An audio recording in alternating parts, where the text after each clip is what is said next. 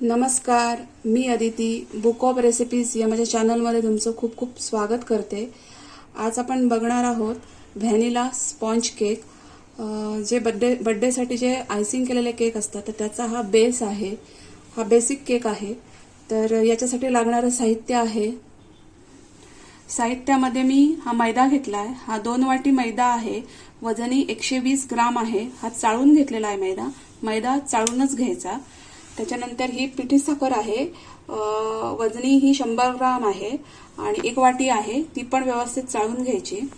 त्याच्यानंतर मी हे हे दूध आहे, मी साईसकट वापरलंय।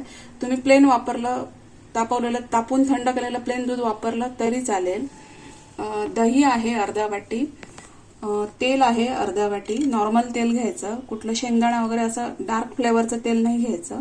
साधं आपलं सनफ्लॉवर वगैरे असेल तसं तेल घ्यायचं। 1 चमचा हे बेकिंग पावडर आहे आणि पाव चमचा बेकिंग सोडा आहे आणि आपल्याला लागेल व्हॅनिला इसेन्स। चला आता आपण बनवायला घेऊया। प्रथम मी काय करेन की हे जे दही आहे ते घेईन।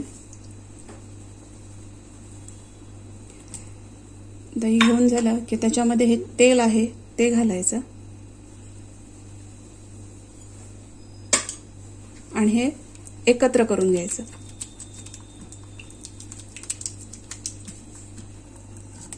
असं व्यवस्थित एकत्र करून घ्यायचं आहे। हे एकत्र झालं की मग आपण याच्यात ही जी पिठी साखर आहे ती घालूया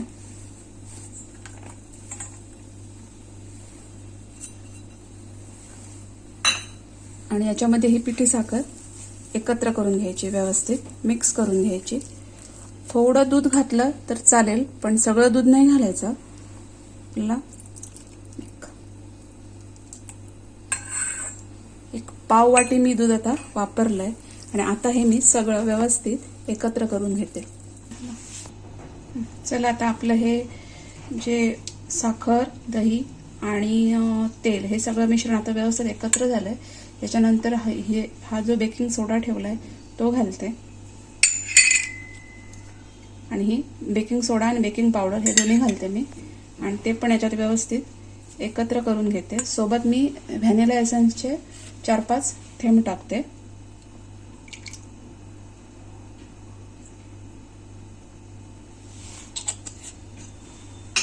आणि आता मी हे सगळं व्यवस्थित एकत्र करून घेते। चला आता आपलं हे सगळं मिश्रण व्यवस्थित एकत्र झालंय। आता आपण याच्यामध्ये हा मैदा आहे तो घालायचा, पण मैदा एकदम नाही घालायचा, थोडा थोडा घालून तो आपण मिक्स करून घ्यायचा आणि ते एकाच बाजूने फिरवायचा आणि ह्या मिश्रणामध्ये मैदा आपण घालून हे व्यवस्थित आता मिक्स करून घेऊया। तर मी आता त्याच्यात थोडा थोडा मैदा घालते आणि हे व्यवस्थित मिक्स करून घेते। चला आता आपला मैदा जो आहे तो व्यवस्थित मिक्स करून झालेला आहे। बघू शकता तुम्ही, एकही गुठळी राहता कामा नये। जर आपण पीठ चाळून घेतलं तर ते केक फुलायला पण मदत होते आणि याच्यामध्ये लम्स राहत नाहीत, गुठळ्या वगैरे राहत नाहीत। तर हे एवढी कन्सिस्टन्सी करायला मला पूर्ण 1 वाटी दूध लागलंय। मी सगळं दूध वापरलेलं आहे।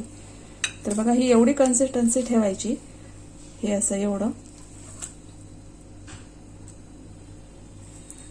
आता मी हे जे सगळं बॅटर आहे ते मी या डब्यामध्ये काढून घेते। तर या डब्याला मी काय केलंय की ब्रशने ऑइल पूर्ण लावून घेतलंय आणि त्याच्यावर मैदा घालून हे सगळं मी असं व्यवस्थित ग्रीस करून घेतलंय। याच्याऐवजी तुम्ही खाली नुसता बटर पेपर घातला तरी चालेल। तर मी असं करून घेतलंय। तर मी आता हे सगळं जे बॅटर आहे ते या डब्यात काढून घेते। चला, मी बॅटर आता पूर्णपणे ह्या डब्यामध्ये काढून घेतलंय। आता ह्याला इथं टॅप करून घ्यायचं। 4 वेळा मी ह्याला व्यवस्थित टॅप करून घेतलंय आणि मी हा कुकरमध्ये करणार आहे केक। तर मी कुकर फ्लेमवर ठेवलेला आहे। हा कुकर मी व्यवस्थित तापून घेतलाय आणि आतमध्ये एक जाळी ठेवली आहे। मी याच्यावर हा डबा ठेवून देते। त्याला व्यवस्थित प्रीहीट करून घ्यायचं कुकरला आणि गॅसची फ्लेम कमी करून नंतर हा जो डब्बा आहे तो मी या कुकरमध्ये ठेवून घेते।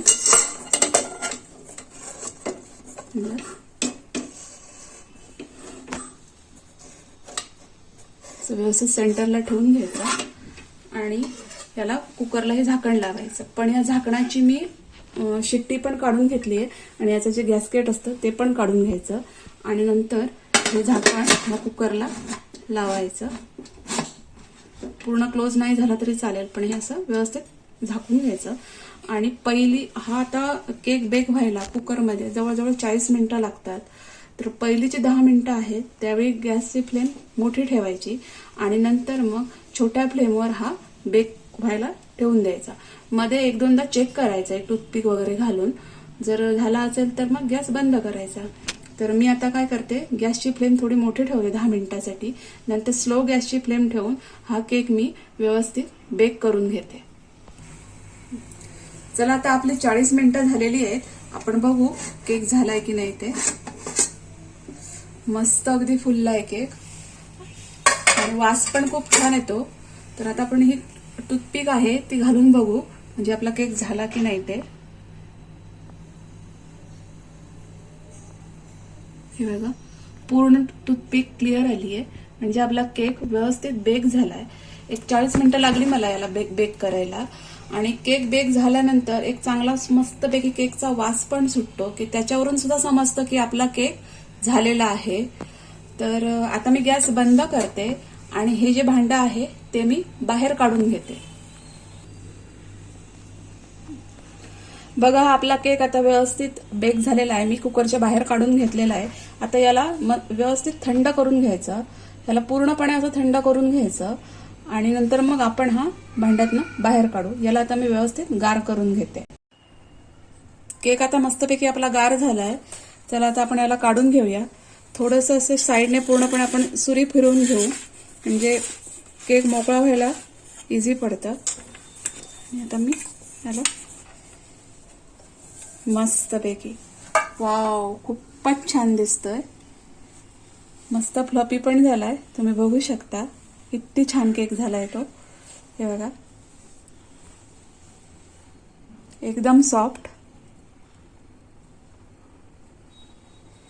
तर असा हा सुंदरसा केक बघा कुठेही फाटला पण नाहीये. पूर्ण व्यवस्थित आलाय. जाळी पण छान पडली आहे. हे बघा.